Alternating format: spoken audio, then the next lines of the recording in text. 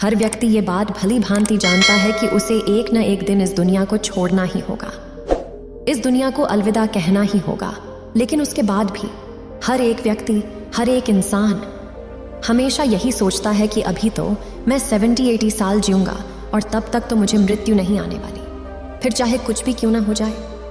यदि आप महात्मा बुद्ध के विश्वासी हैं तो इन दिव्य उपदेशों को ध्यान से सुने।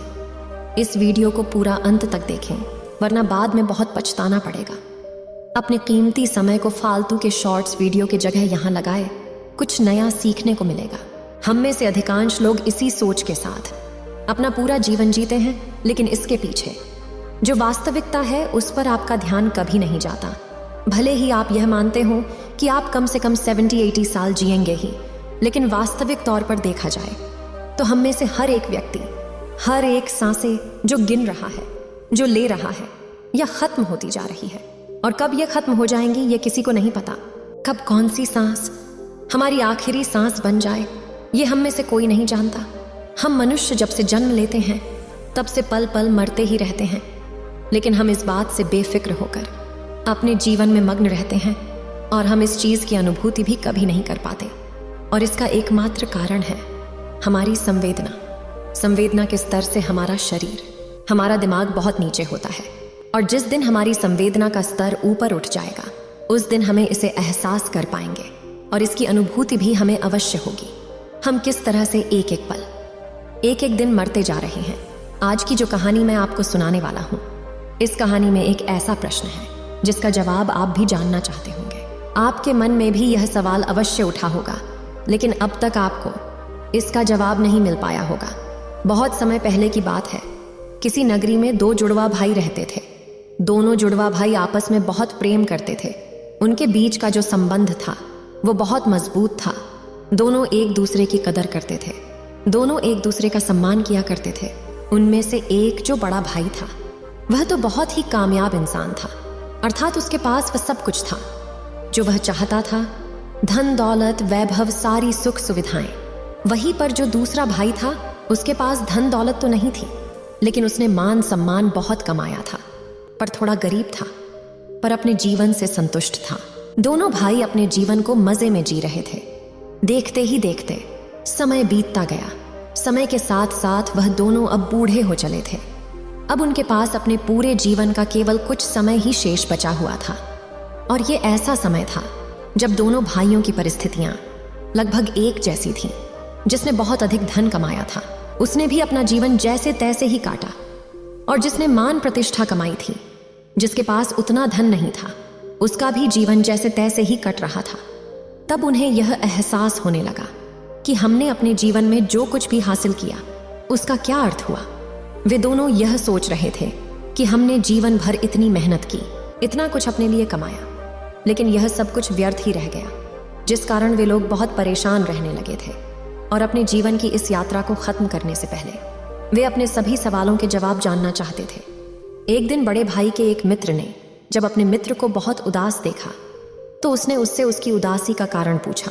तब उसने अपनी सारी आपबीती अपने मित्र को बता दी। इस पर बड़े भाई का मित्र कहता है, यहाँ पास ही में एक बौद्ध भिक्षु रहते हैं, उनके आश्रम में भीड़ लगी रहती है, वे सभी के हर प्रश्न का जवाब देते हैं, तो वहां पर चले जाओ। तुम्हारे जो भी प्रश्न है वो उसका उत्तर तुम्हें अवश्य देंगे।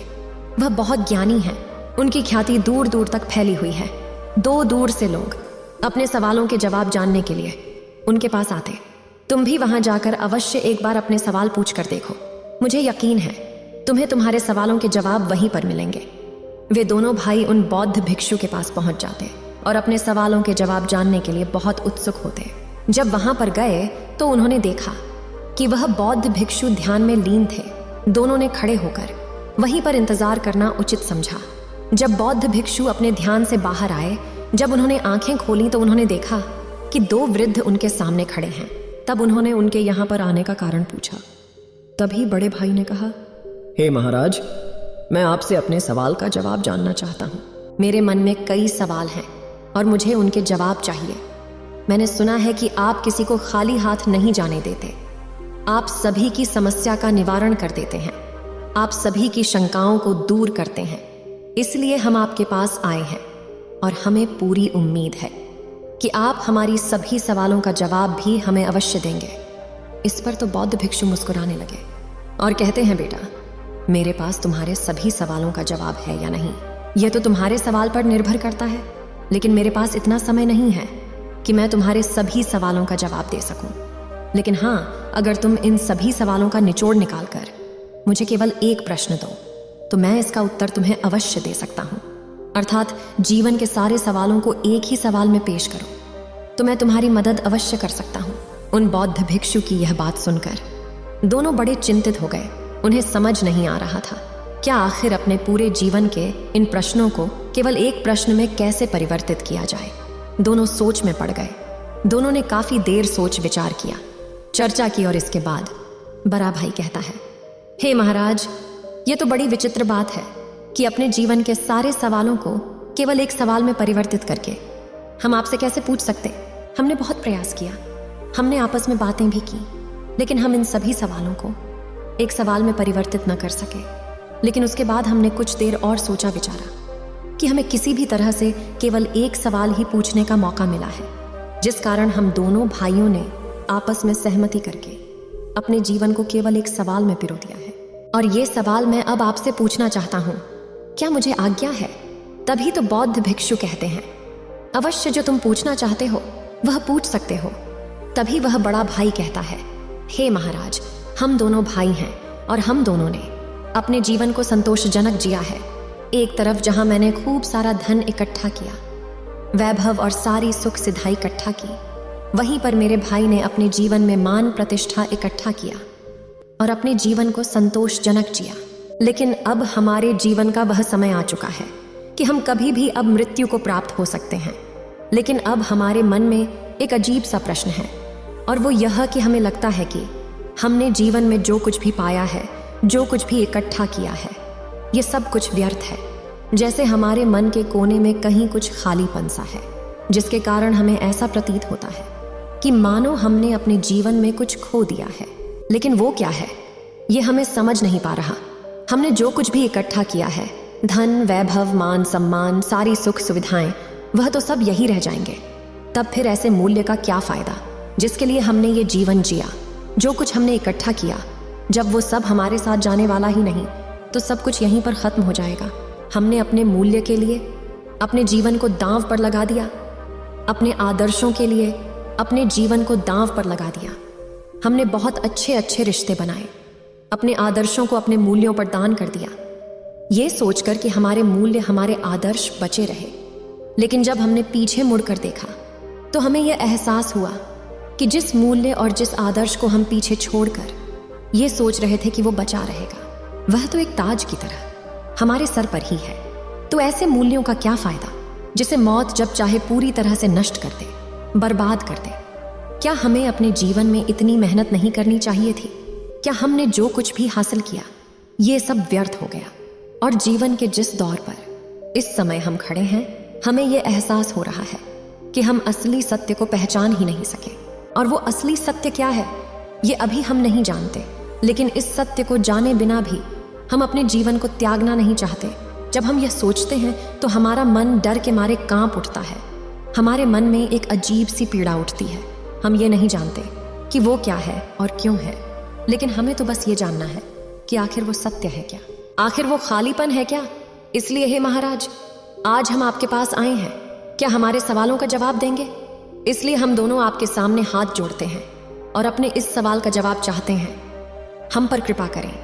हम जानना चाहते हैं कि इंसान के आदर्श, इंसान के मूल्य, इंसान के जीवन जीने का तरीका आखिर कैसा होना चाहिए, ताकि वो अपने बुढ़ापे में सभी सवालों से मुक्त हो सके, जिससे अंतिम समय में उसके मन में कोई दुविधा ना हो, वह खुशी खुशी अपने प्राणों को त्याग सके। प्राण त्यागते वक्त हमारे मन में कोई संकोच ना हो कि हमने अपने जीवन में यह कमी छोड़ दी है।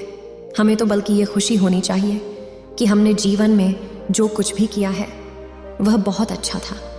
उन दोनों का यह सवाल सुनकर वह बौद्ध भिक्षु एक पल के लिए सोच में पड़ गए। उन्होंने काफी देर सोच विचार कर इसका जवाब देना शुरू किया।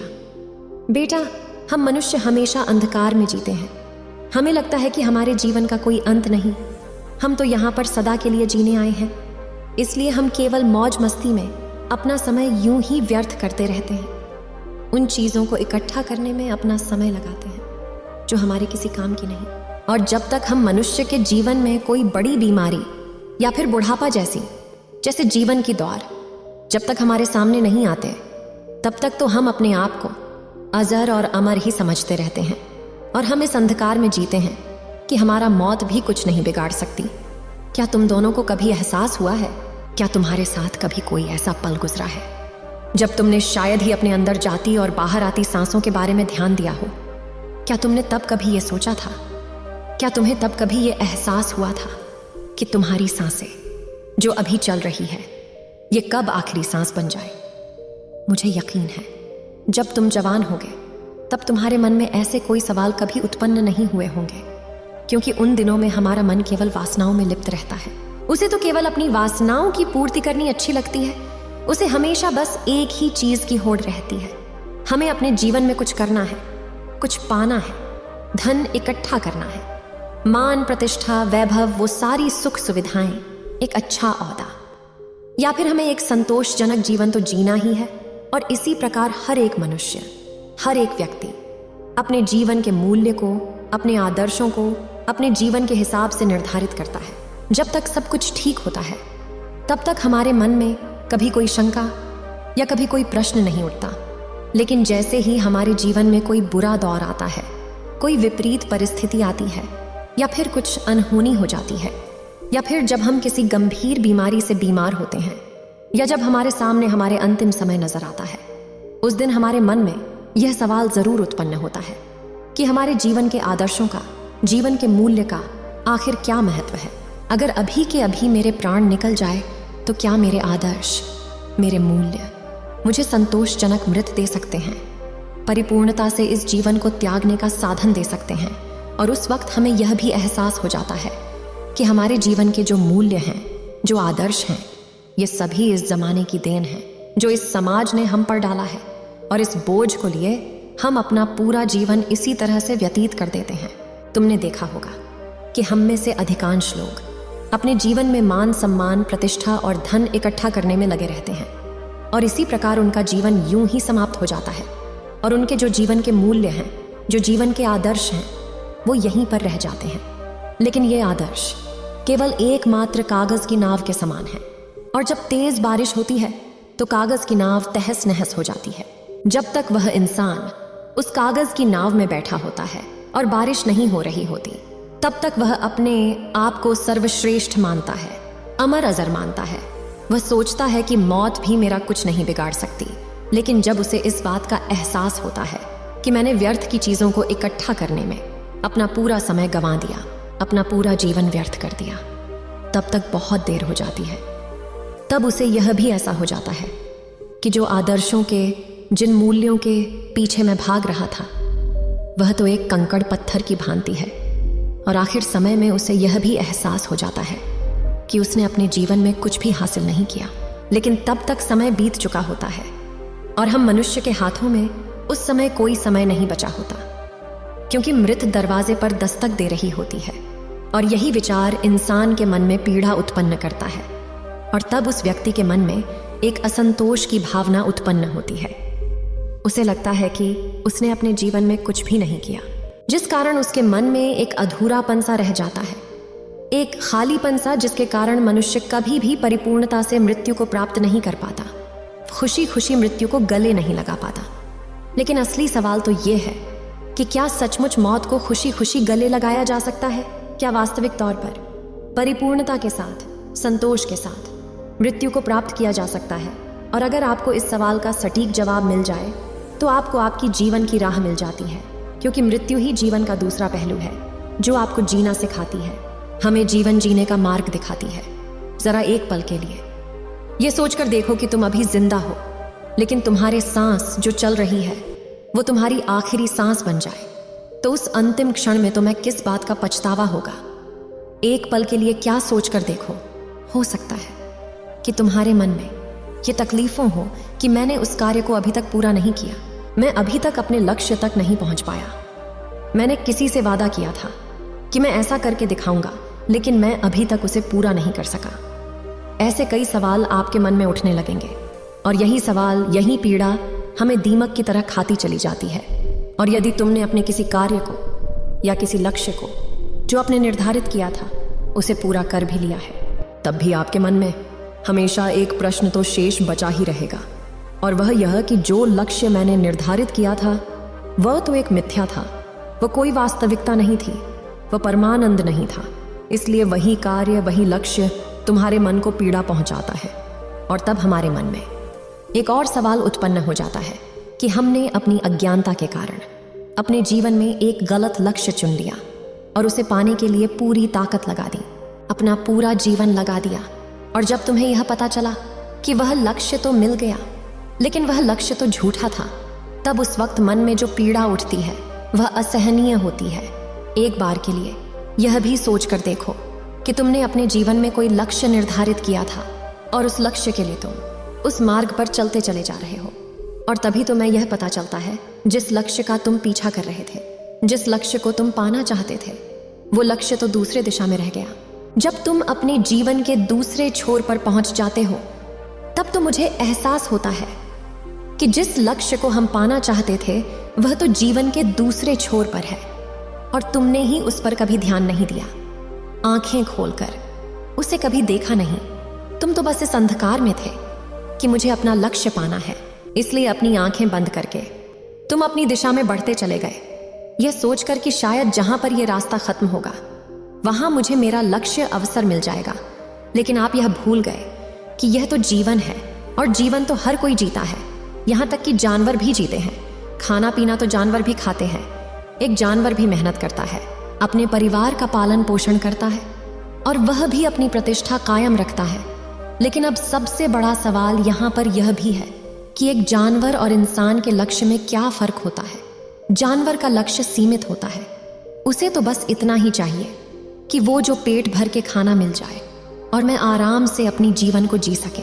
इसके अलावा उसे अपना परिवार बसाना अच्छा लगता है, और यही उसके जीवन का लक्ष्य होता है। वहीं पर एक इंसान यह सोचता है कि वह धन संपदा इकट्ठी कर ले, मान सम्मान, प्रतिष्ठा, एक अच्छा घर, इससे ज्यादा और कुछ नहीं। यही उनका एकमात्र लक्ष्य होता है। और अगर इससे ज्यादा कुछ और करना है तो समाज में मान प्रतिष्ठा भी बढ़ा ली, इससे मेरा जीवन परिपूर्ण हो जाएगा। लेकिन क्या आपने एक जानवर और एक इंसान के बीच के लक्ष्य की समानता देखी? दोनों का लक्ष्य लगभग एक जैसा ही होता है। उन्हें भी मेहनत करके अपने परिवार का पालन पोषण करना है, पेट भर के खाना खाना है, और इधर हर एक व्यक्ति को मान सम्मान, प्रतिष्ठा, अपना परिवार और धन इकट्ठा करना है। तो जब दोनों के लक्ष्य लगभग एक जैसे ही हैं और दोनों का जीवन लगभग एक जैसा ही है, तो फिर हम इंसानों को यह अहंकार क्यों है कि हम एक इंसान हैं? हम क्यों भला अपने आप को उस जानवर से ऊपर समझते हैं? आखिर वही जीवन हम भी जी रहे हैं और वह जानवर भी जी रहे, तो फिर दोनों में फर्क क्या है? तो यहाँ पर इसका जवाब भी बड़ा सीधा और सरल है। एक इंसान के पास उसकी चेतना होती है, जिसकी चेतना ऊपर उठ चुकी होती है। उसे इस बात का भली भांति एहसास होता है कि एक इंसान के पास चेतना का फर्क है। जानवरों में चेतना नहीं होती, लेकिन दूसरी तरफ इंसानों की चेतना ऊपर होती है, और इसी चेतना का इस्तेमाल करके यदि आप चाहें तो परमात्मा को भी हासिल कर सकते हैं। लेकिन हम मनुष्य तो केवल इस समाज के हिसाब से चलते हैं, अपनी चेतना का इस्तेमाल केवल धन संपदा, मान प्रतिष्ठा और समाज में अच्छा बने रहने के लिए, इस चेतना का छोटी छोटी चीजों के लिए इस्तेमाल करते हैं। किंतु यदि हम चाहे तो अपनी इस चेतना का इस्तेमाल करके हम जीवन को परमानंद की तरफ ले जा सकते हैं, जिसे हमें जीवन का आनंद भी आएगा, उस परमात्मा का ज्ञान पा सकते हैं। लेकिन यह चेतना हम समय के साथ धीरे धीरे बर्बाद कर देते हैं, हमें इसका कोई एहसास नहीं रह जाता। इसलिए जब जीवन का अंतिम समय आता है तो हमारे मन में एक पीड़ा उठती है, हमारे मन में एक तकलीफ रहती है, और वही हमें यह एहसास भी कराती है कि जो कुछ भी हमने अपने जीवन में हासिल किया है कुछ कंकड़ पत्थर के समान है।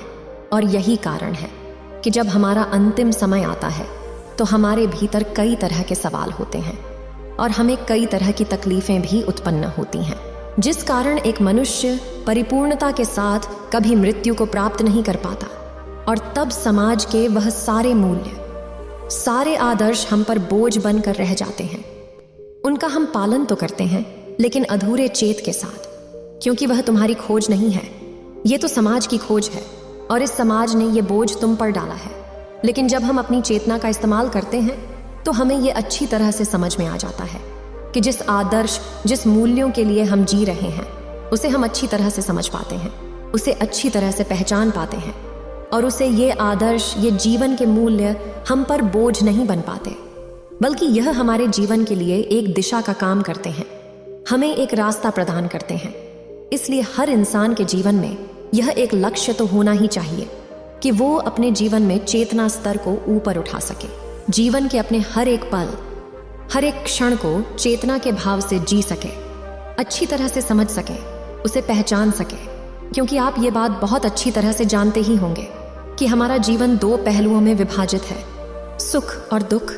और जब हम चेतना से ऊपर उठ जाते हैं तब हमें यह भी एहसास हो जाता है कि सुख और दुख के दोनों में ही हमारा एक समान का हिस्सा है। और तब मनुष्य का चैतन्य उसे यह बताता है कि यह तो एक परिस्थिति है जो आज नहीं तो कल गुजर जाएगी। तब उसका मन कभी भी विचलित नहीं होता है और तब वह इंसान सुख और दुख में लिप्त ना होकर अपने जीवन को अलग होकर जी सकता है। तब उसे यह एहसास होता है कि मैं तो इस सुख और दुख में शामिल ही नहीं हूं।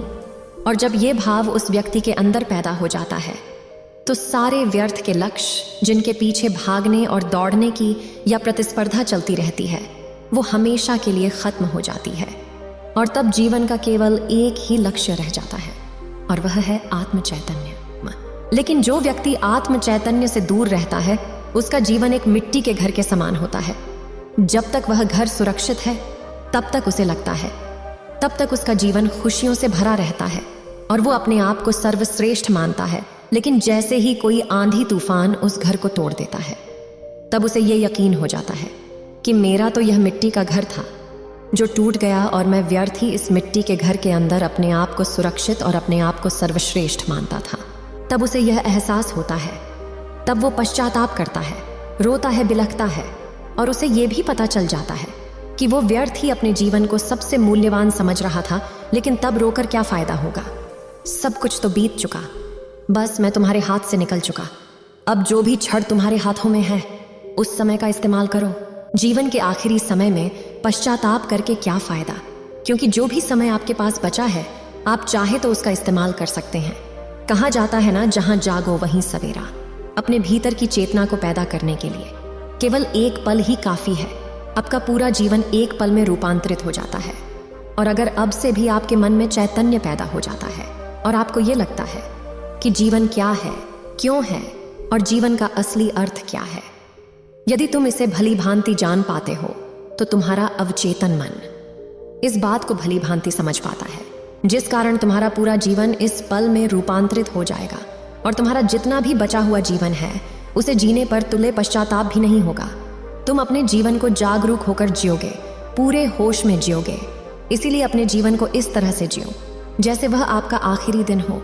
अपने हर कार्य को ध्यानपूर्वक देखो और समझो। आपके अंदर उठने वाली विचार, आपके अंदर उठने वाली भावनाएं, उन चीजों को ध्यान से देखो, समझो, जिसे आपके जीवन की एक नई शुरुआत होगी। एक ऐसा व्यक्ति जिसका चैतन्य जाग उठा हो, और ऐसे व्यक्ति के लिए हर एक दिन अनोखा होता है, खास होता है। आपके लिए हर एक सुबह नई होगी, हर एक शाम अनोखी होगी। सोचो, अगर हम अपने जीवन को कुछ इस तरह से बना लें तो हमारा जीवन कितना रूपांतरित हो जाएगा और हर दिन हमारे लिए एक नया सूरज निकलेगा। हर दिन हमारे लिए अनोखा बन जाएगा। हर दिन हमारे लिए चैतन्य के स्तर को ऊपर उठाने की एक सीढ़ी बन जाएगा। लेकिन हम मनुष्य अपने जीवन में व्यर्थ की चीजों के पीछे भागते रहते हैं, कंकड़ पत्थर इकट्ठा करते रहते हैं, अपने जीवन में ऐसे लक्ष्यों को निर्धारित करते हैं जिसका कोई अर्थ ही नहीं। हम व्यर्थ की धन संपदा, मान प्रतिष्ठा के पीछे भागते रहते हैं जो एक न एक दिन मिट्टी में मिल ही जाएगा और तब हमें अपना जीवन व्यर्थ लगने लगता है। लेकिन यदि आपका मन चैतन्य से भर जाए तो आप हर चीजों का लाभ उठा सकते हैं। आप हर पल को भरपूर जी सकते हैं। हर एक क्षण आपकी मुट्ठी में होगा। लेकिन यदि आपका मन चेतन से भरा नहीं होगा तो आप उस पल मौजूद नहीं होंगे। तो भला अब उस पल को कैसे जिएंगे? उस पल क्या घट रहा है यह आपको पता तक नहीं होगा।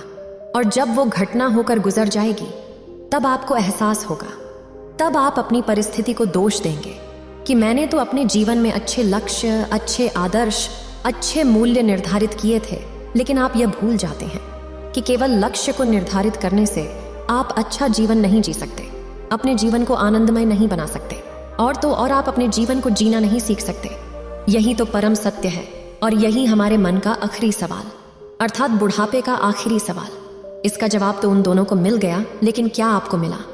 अगर आप अभी भी अपने जीवन को चेतन होकर, जागरूक होकर जीना सीख जाते हैं, तो आप अपने जीवन को परम आनंद की ओर ले जा सकते हैं।